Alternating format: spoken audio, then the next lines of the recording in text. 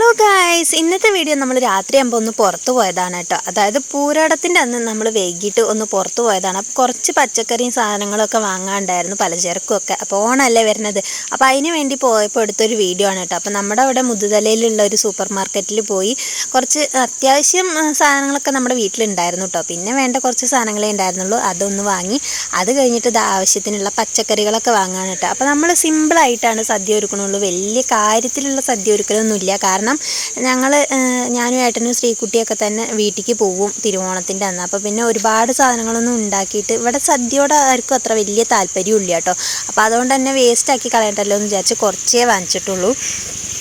പിന്നെ ഞങ്ങൾ അങ്ങനെ അതാ പച്ചക്കറിയൊക്കെ വാങ്ങി വീട്ടിലേക്ക് എത്തി. പിന്നെ അതൊക്കെ വാങ്ങിയ സാധനങ്ങളൊക്കെ എടുത്ത് വെച്ചു. അപ്പോൾ നമ്മുടെ വീട്ടിൽ ഫ്രിഡ്ജൊന്നും ഇല്ലാത്തതുകൊണ്ട് വളരെ കുറച്ച് സാധനങ്ങൾ അത്യാവശ്യത്തിന് മാത്രം വാങ്ങിയിട്ടോ. അങ്ങനെ അതൊക്കെ എടുത്ത് വെച്ച് പിന്നെ രാത്രി ആയപ്പോൾ കിടക്കാൻ പോയി. അപ്പോൾ അത്രയേ ഉള്ളൂ ഇന്നത്തെ വീഡിയോ. ടാറ്റാ.